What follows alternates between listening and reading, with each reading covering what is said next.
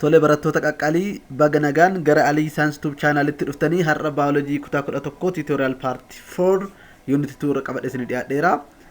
So our today tutorial is on new curriculum biology grade 11 unit 2 about animals. Tutorial part 4 in Afan Oromo. So don't forget my channel so called Alii Science Tube. So like and subscribe go to indagatina or is like subscribing go in or mati science to be in tain or mati ta. Let us start our tutorial part 4. Unit 2 is about animals. Baqonna lama akkuma kanaan dura isinittime waa'ee bineeldotati content in baqonna lama fajala jiru tutorial part 1 irra kallalle waa'ee characteristics of the animals amalota bineeldota laalle turre akkasuma invertebrate and vertebrate also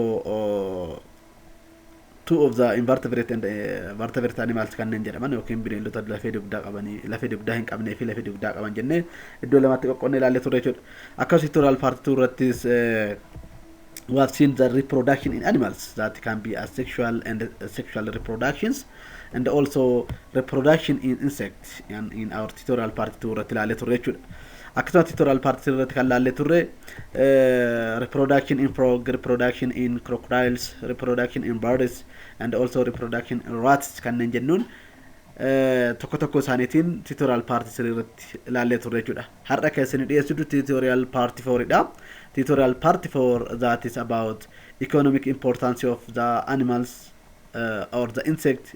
It can be beneficial aspect of the insect and harmful aspect of the insect. Yookiin miidhaa fi faayidaa fi miidhaa ilbiisonni qaban tokko tokkoon kan laallu ta'a jechuudha guyyaa har'a tutorial part 4 kana irratti jechuudha. Asirraan asni tutorialiin guyyaa muraasa keessa gad isin lakkifnu 2.5 about animal behaviors amalota bineeldota. It can be types of animal behavior fi pattern of animal behavior kanneen jennuun tokko tokkoon tutorialii kanatti aansinee kasanii wajjin ta'a jechuudha. Akkasumatti aansinee tutorialii isin dhiyeessinu tutorial part 6 dha. It is about homeostasis in animals that can be thermoregulations, osmoregulations, blood sugar regulations, control of homeostasis, renowned geologist in Ethiopia and also revocation with Antar tutorial part 6 irratti rodiyoti qabanne kasini dhufnu ta'a jechuudha tutorial part 5 aansine. So our today tutorial is tutorial part 4 about economic importance of the animals or insects. It can be beneficial or harmful aspect of the insect kan jedhu wajjin laallaa jechuudha. Tutorial part 4 let us start it. The econ 2.4 is the economic importance of the animals or the insects. Means the insect have plenty of economic importance in the world. Ilbiisonni faayidaalee ekonomikii keessatti faayidaalee hedduu qabu jechuudha.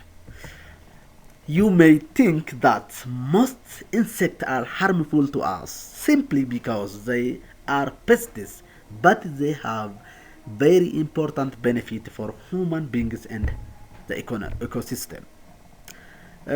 Ilbiisonni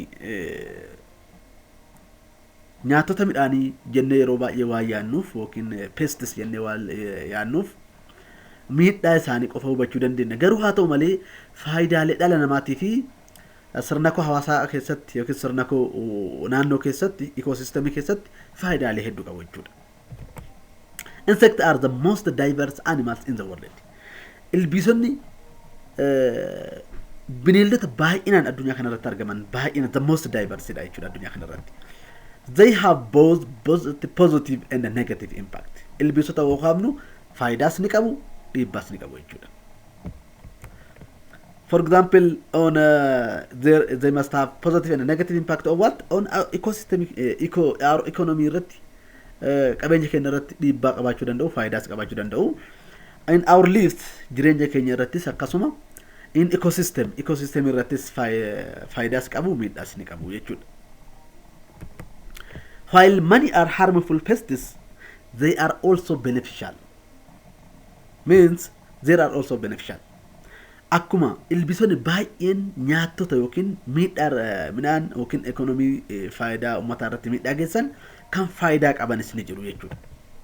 Insect has beneficial or useful and harmful aspect in agriculture, food industry, health and in medicine.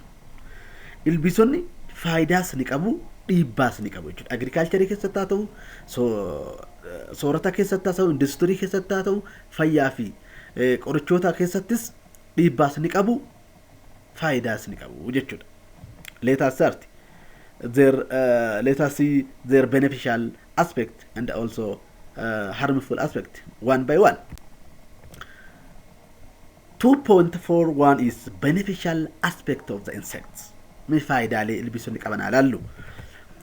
insect has economic importance in agriculture, food production, industry, health and medicine. Ilbiisonni economic importance ni qabu jechuudha. Agriculture keessattis, qonna keessatti, food production, qophii nyaataa keessatti, industry, warshaalee keessatti, health and medicine. Fayyaa dhaabbilee fayyaa yookiin iddoo qorichummaa oomishamu keessattis faayidaalee ni qabu jechuudha. Let us in agriculture, qonna keessatti mee faayidaalee isaanii ilaallu. One of the major activity of agriculture is crop production. Hojiin qonnaa inni tokko bu'aan hojiin qonnaa oomishuudhaaf yookiin sanyiilee oomishuudhaaf. Regarding this, insect provide service to agriculture through pollination and the regulation of the pests. As qonna keessatti ilbiisonni faayidaalee gurguddaa lama qabu. Tokkoffaa pollination ni gaggeessu, lammaffaa regulation of the pests. Ilbiisota midhaan sooratan ni balleessu jechuudha. Ilbiisonni kan ilbiisota midhaan sooratan yookiin midhaan balleessan kan sooratan jiru jechuudha. When we see the pollinators, pollinators are what? The flower visiting insect that forage on flowering plants to obtain plant provided food or nectar or pollen.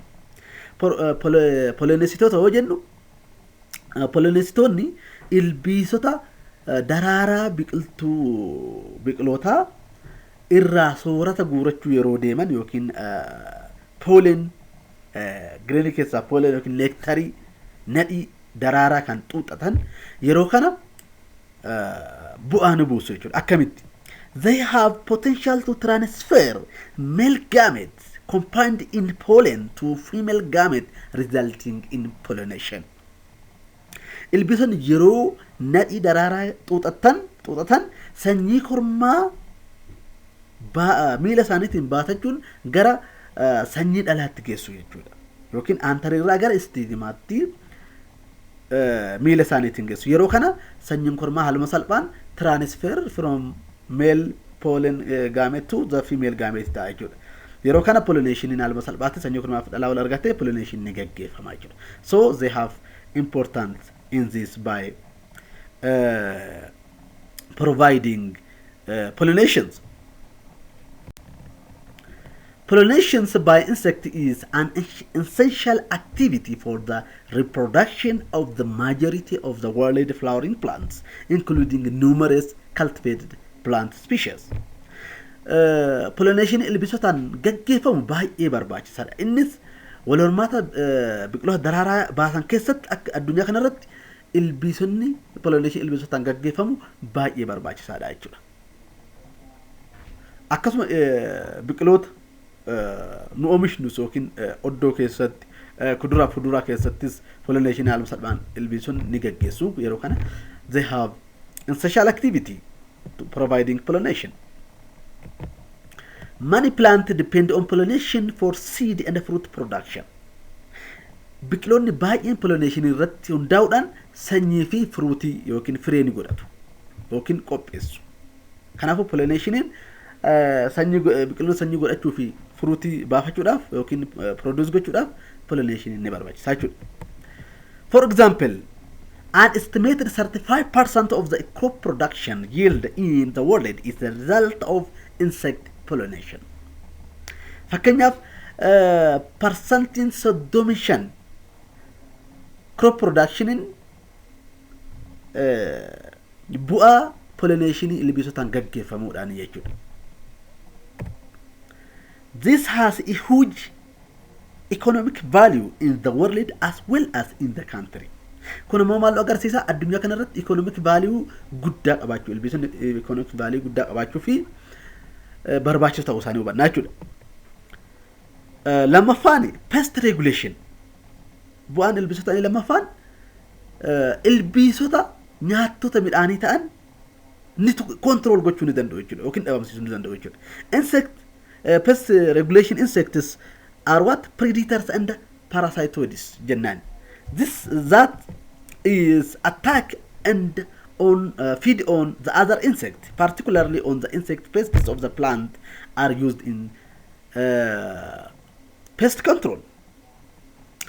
Pest regulation insect kanneen jennuun ilbiisota midhaan balleessan yookiin midhaan sooratan yookiin agriculture keessa crop garaagaraa balleessan yookiin kuduraa muduraa balleessan kanneen sooratanidha jechuudha yookiin kanneen control gochuudhaan ilbiisota miidhaa geessan kanneen balleessanidha jechuudha.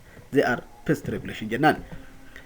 This type of pest regulation is known as natural biological control, which destroys harmful insects that infect both animals and plants. Pest regulation kanneen jennuun kun natural biological control yookiin uumamaan wantoota ilbiisota miidhaa geessan bineeldota haa ta'u biqiloota irratti ilbiisota miidhaa geessan kanneen sooratan yookiin kanneen dhabamsiisan pest regulation insect jennaan jechuudha. Due to that they are known as what? Natural biological control jenneen. This natural biological control plays an important role in limiting potential pest pollinations. Kanaafuu ilbiisonni natural biological control kanneen jennuun kun faayidaa ilbiisota pest potential pest population irratti dhiibbaa geessan hambisuu irrattis baay'ee barbaachisoodha jechuudha. Important insects in the pest regulation include mantis, lady beetles, ground beetles, robe beetles, flower bugs, lacewings, and however flies kanneen jennuun the important insects that regulate or pest regulation kanneen jennuun jechuudha. For example, mantis insects, species of mantis feed on what? Grasshopper and caterpillars that damage crops. Ilbiisni mantis kanneen jennuun sanyii mantis kan ta'e innis hawaannisaa fi caterpillars kanneen jedhan yookiin gisaa hawaannisaa kan lafa guddaa bareedu biqiloota magariisa balleessuu danda'an crooppii oomishaalee garaagaraa balleessuu danda'an sooratee dhabamsiisuu kan danda'udha jechuudha. This one is what? Mantis insects that feed on grasshopper and caterpillars.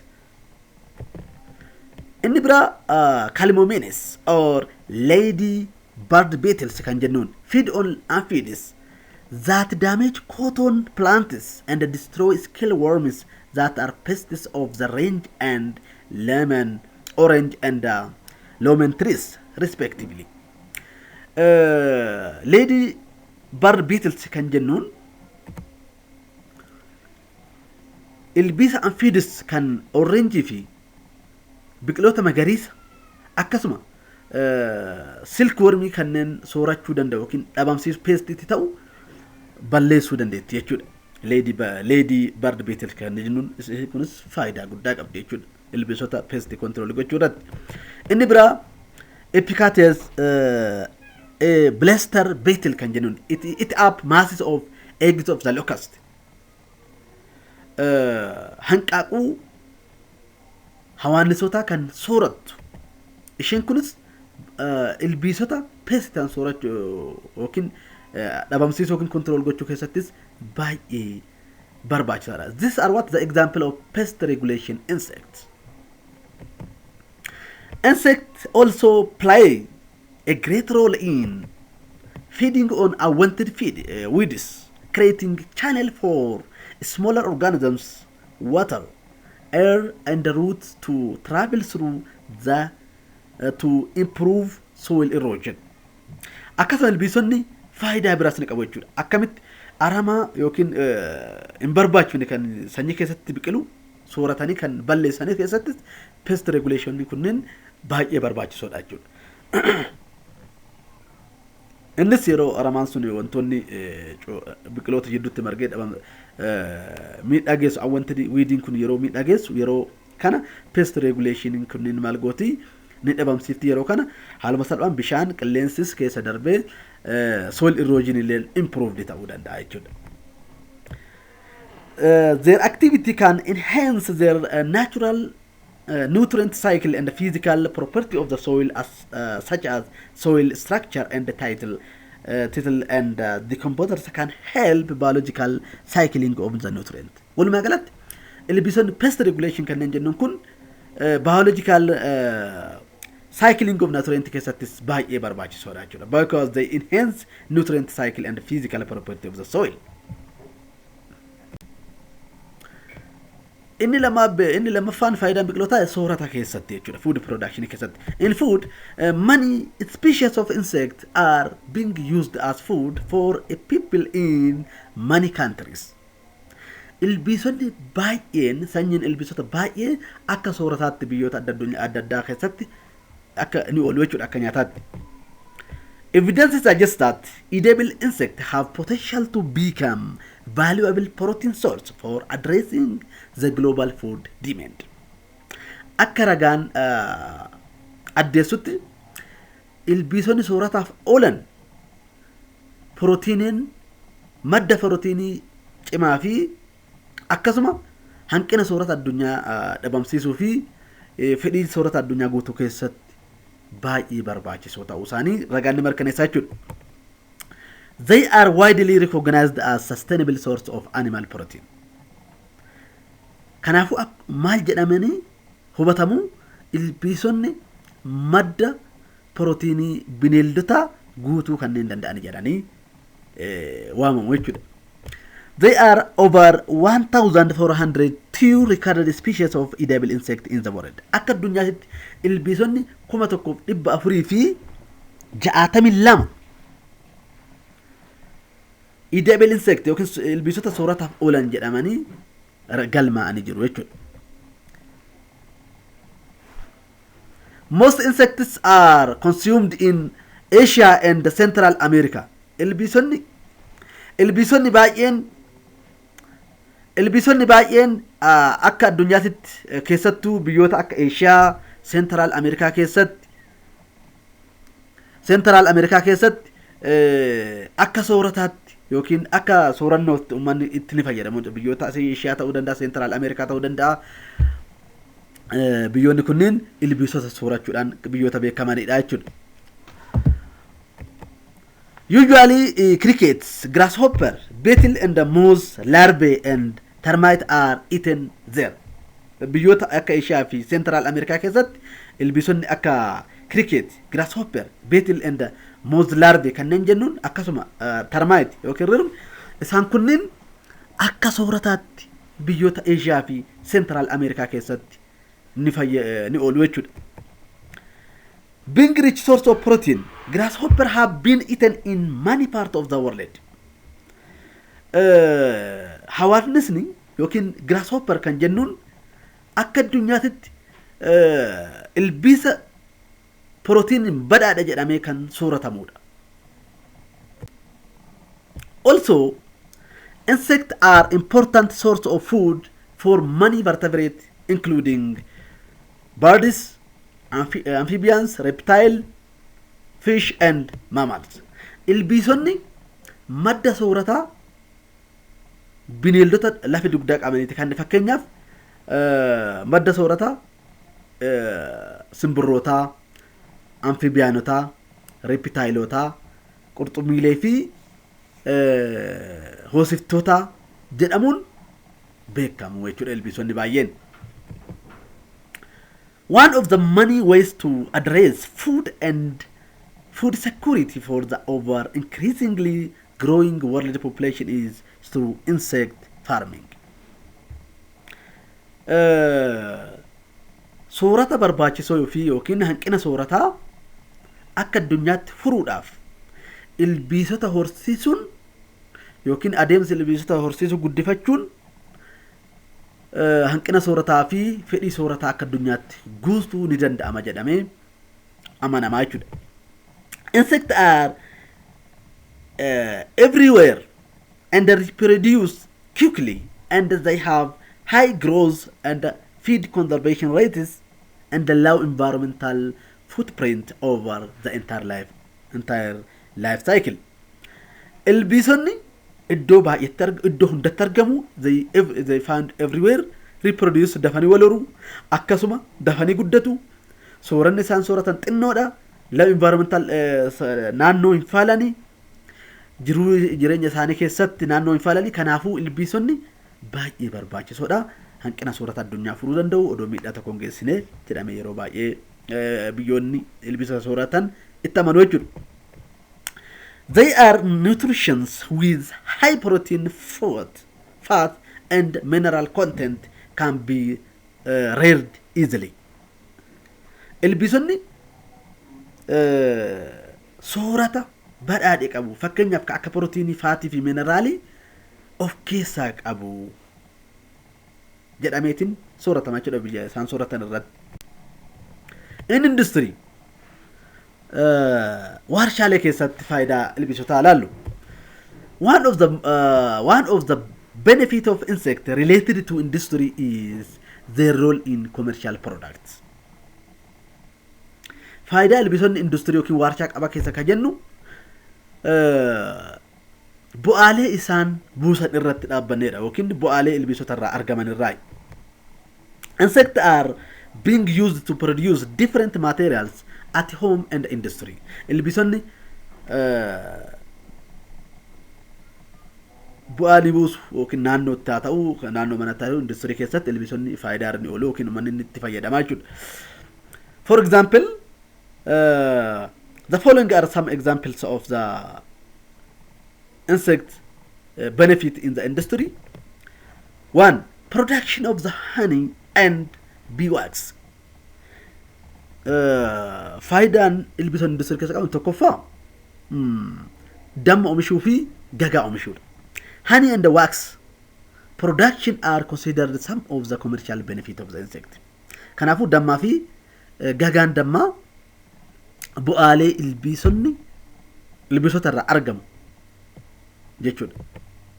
For example, honey bee, Apis mellifera, L produce millions of tons of honey and wax every year around the world. Kannisni dammaa kan jennuun toonii miliyoona hedduu waggaa tokko keessatti dammaa fi gagaa dammaa ni oomishu. Inni biraa production of silk kirrii kanneen oomishan jiru jechuudha yookiin raammoon kirrii oomishtu jirti. The production of silk is the other commercially benefit insect are silkworm, that is Bombaxi, Mori and other silkworms which produce silk. Silkworms produce silk fibers which are woven into the delicate smooth material used to luxury textiles and for different purpose in the textile industry. Ilbiisonni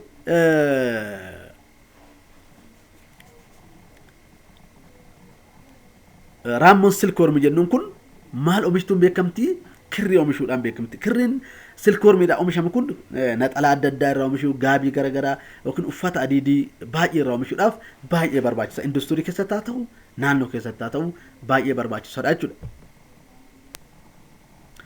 Inni biraa production of shellac or shellac is what? Resin secreted by lac insect. Shellac production inni biraa among the many species of lac insect, lac is the commercial cultured lac insect. jedhamuun kan beekamu ilbiisota lac insect yookiin laakiin kun lac insect jedhamuun beektu sababni isaa they produce shellac. Shellac is still in use as a dyes, inks, polish, sealing waxes and stiffening agent in fabrication of the felt hats.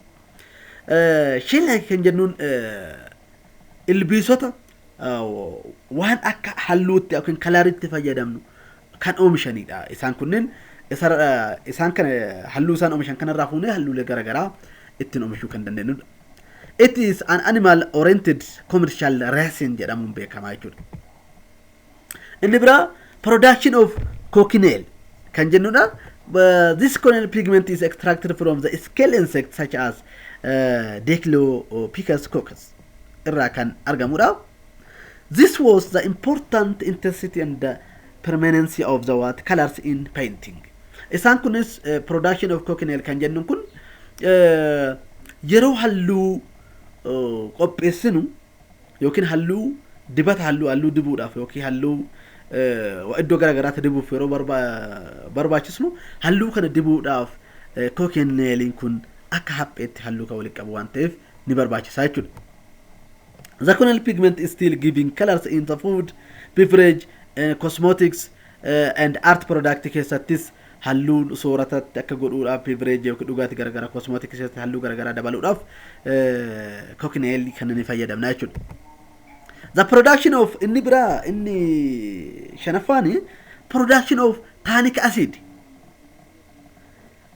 Tannic acid is what? The chemical compound used in dyeing goods made of leather in leather industry for tanning and manufacturing some inks. Tannic acid kun leatherii jaaketii yeroo qophaa'u akka inni lallaafuu fi akkasuma halluu bareedaa akka godhatuuf tannic acid kun kan ilboosotaan qophaa'u kun baay'ee barbaachisaa jechuudha. Inni arfaffaan in healthy and medicine. Fayyaa fi qoricha qopheessuu keessattis ilbiisonni faayidaa ni qabu. Let us see. Some insects have medicinal value in treating different human and animal disease. Ilbiisonni muraasni dhukkuboota namaa fi bineeldota fayyisuu keessattis faayidaa ni qabu. Since ancient times, insect-derived products have been used as medicinal agent in many parts of the world. Yeroo dur keessa ilbiisonnii fi bu'aalee ilbiisota irraa argamu akka qorichummaatti fayyadamaa turan jechuudha biyyoonni addunyaa kanarra jiran. For example, mee ilaallu fakkeenya isaa. Honey is applied to treat burns, chronic and post-surgical wounds.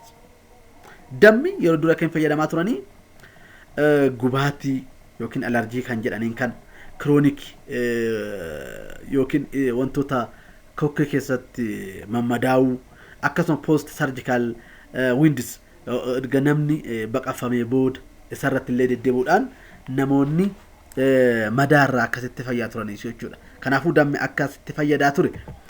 Inni bira B and anti venom are used to treat joint pain.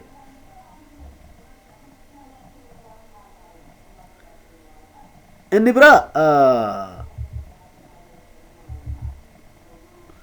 ilbiisonni kanniisaa fi gundaan lafarra deemtu yookiin dagandaan lafarra deemtu kun ilkeen isaanii dhukkubbii jilbaa nama qabu joint pains jilbaa qabu nama of ciniisisuudhaan iddoo dhukkubu san irraa akkasitti namni akka fayyaatti irraa oolaa ture jechuudha.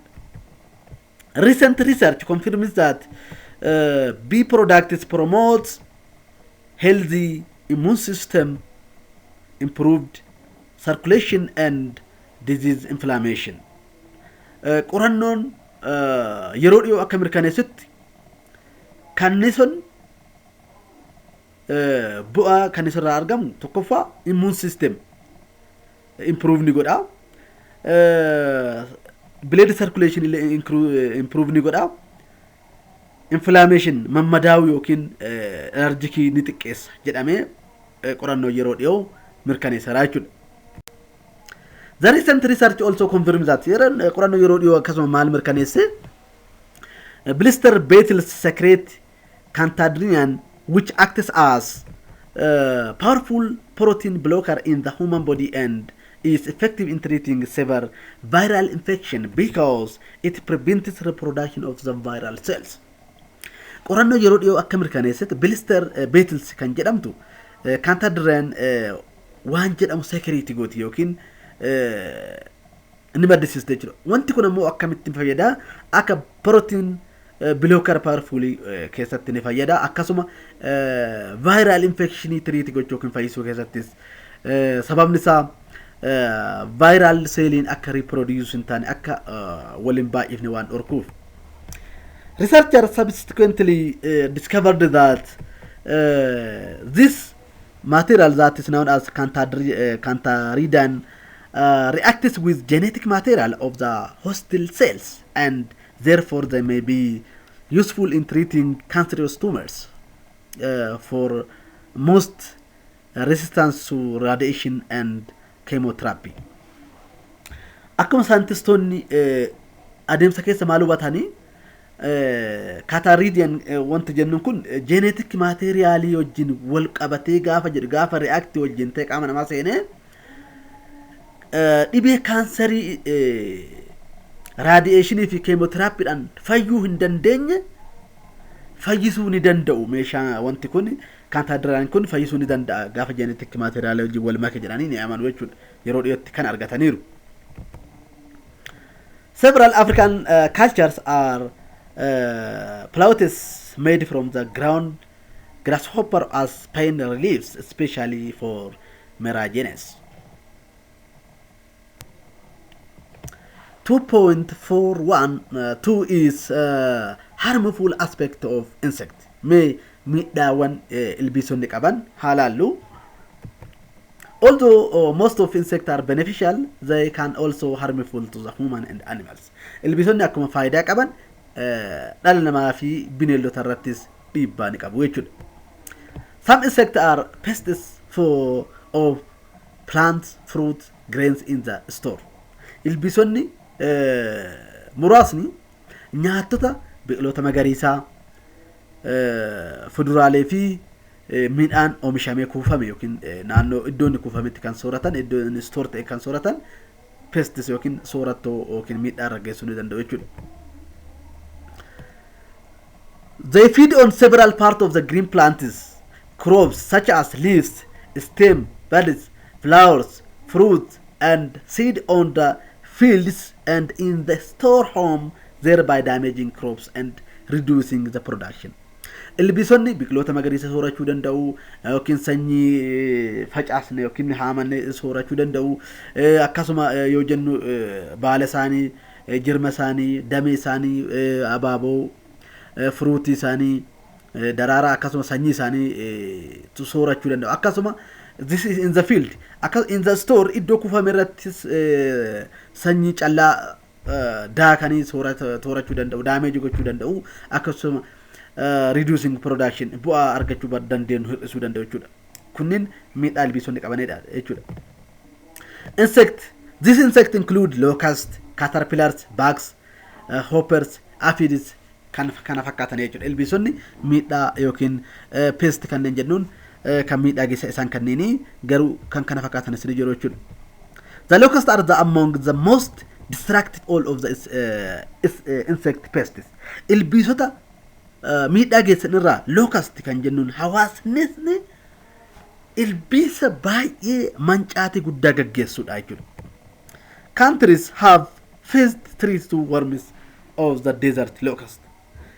Biyyoonni naannoo gammoojjii jiran yeroo midhaan isaanii ga'u hawaanni ittisuu irratti sirriitti fuula garagalfachuudhaan hojjetu jechuudha. Consequently, regional and international organizations have started to monitor desert locust population and launch control measures when they necessary. Akka naannoo fi addunyaattis hawaannisa naannoo gammoojjii irratti miidhaa geessu kana to'achuu fi wantoota ilbiisa kana to'achuuf nu gargaaran adres gochuu keessatti addunyaanis irra hojjetaa kan jirtudha. Locusts are the primarily destructive in the host and the regions when there is a sudden increase in their number. Hawaannisni baay'inaan naannoo lafa ho'aa fi gammoojjiitti kan argamuu fi baay'inaan miidhaa kan gaggeessudha jechuudha. Innis gaafa kan miidhaa gaggeessaa yeroo baay'inaan lakkoofsi isaa kan baay'ataa dhufu yoo ta'e miidhaa geessaa jechuudha. The prevalence of food shortage has further forced them to migrate. Hanqini soorataa jiraate hawaasni kun iddoo tokko irraa gara iddoo tokkotti godaanee iddoo biraas miidhaa geessuu danda'a jechuudha. They migrate in huge swarms for several kilometers away, devouring virtually every green plant in their paths. Kanaafu yeroo karaa darban yeroo godaanan kana ilbiisota biqiloota magariisa ta'an karaa irra jiran barbadeessaa bira darbu jechuudha. Karaa irra darban barbadeessaa bira kutuu. Example crop destroyed by locusts. We can see these are what the locusts that destroy when they found the green plants on the way they migrate. Yeroo godaanan karaa irratti yeroo naadhan yoo namni ofirra darbate yookiin waan tokkoon isaan balleesse malee barbadeessanii bira darbu jechuudha. Amma namichi kana walaalle naannoo gammoojjiitti hawaasni ofirraa kaaree ari'uudha. So if they yoo irra qubatan akkana barbadeessan malee biraan lixanii jechuudha. Some insects are also regarded as serious pests for stored cereal grains. Ilbiisonni baay'ee pests yookiin baay'ee serious pests kanneen jennuun warroota baay'ina miidhaa geessuu danda'an midhaan kuufame irratti kanneen jennuun isaan armaan gaditti ilaallu. The most common insects that are stored cereal grains irratti miidhaa kan geessan tokkoffaa rice weevil kan jennu soja or they kan jedhamu ruusa nyaataaf namni kuufate irratti qubachuudhaan nyaatee nama jalaa balleessee barbadeessuu danda'a jechuudha. Rice weevil kan jennuun. Inni biraa lesser grain borer yookiin sanyii uruudhaan ka keessa seenee sooratu. Sanyii uree keessa seenaa erga saayinsii kan barbadeessu jechuudha. Lesser grain borer kan jedhamu kan uree seenu jechuudha sanyii. Inni biraa red rust red flower beetle kan jennuun inni kunis soorata sanyii yoo argate sanyii kuufame yoo argate barbadeessee soorachuu danda'a jechuudha. Inni biraa swatus grain beetle kan jedhamu inni kunis sanyii kuufame irra gaafa qubate bakka qubate kuufate yoo argate sanyii kuufame yoo argate midhaan irratti miidhaa geessu sanyii kuufame irratti miidhaa geessuu danda'a. The other is flat grain beetle kan jedhamtu isheen kunis midhaan namni ol kuufate stored godhe irratti miidhaa geessuu dandeessi jechuudha. These are the most common pest insect that seriously serious pests on stored grain kanneen jennuudha jechuudha. Other insects are also pests for fruit. Ilbiisonni gariin ammoo akkasuma fruit yookiin fuduraalee irratti fuduraa irratti miidhaa geessuu danda'u. Firii garagaraa soorachuudhaan akka isaan gaanii namaaf bu'aan buusni kanneen gochuu danda'anis ni jiru jechuudha. Moreover, several insects serve as vector for transmitting disease from one organism to another.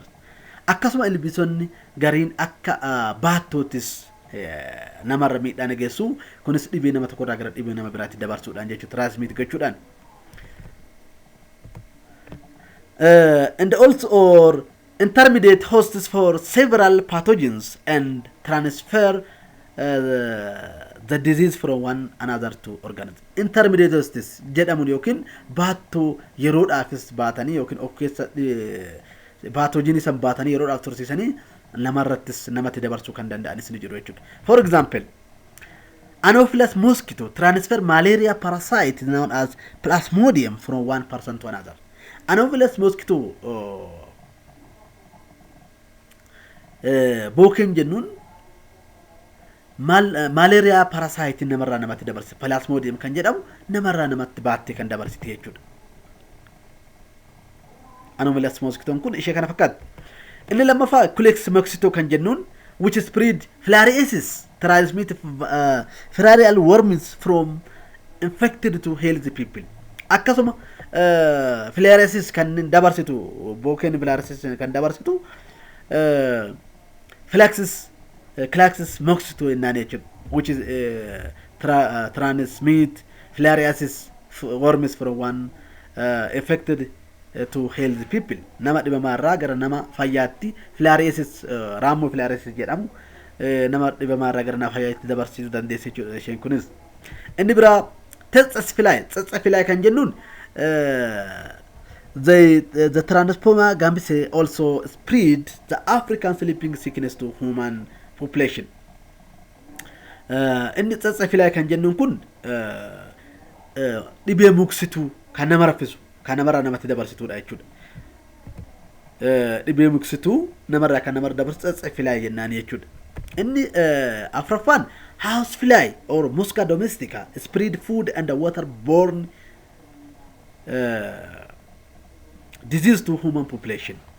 Tisisa manaa kan jennuun house fly tisisa manaa kan jennuun kunis dhibiilee soorata faalamee fi bishaan faalamee irraa fuudhuudhaan nama fayyatti dabarsuu danda'u jechuudha. These are what the insects that can transmit disease from one person to another person or from infected person to healthy person. Ilbiisonni kunneen ilbiisota namoota isaan arfan tarreessine kun namoota dhibame irraa paatoojenii yookiin wantoota dhibee saniif sawwatan nama irraa nama dhibee qabu irraa fuudhanii gara nama fayyaatti odoonota dhabuu dabarsuu danda'anii nama fayyaa qabu sanis dhibee san qabsiisuu kanneen danda'anidha jechuudha.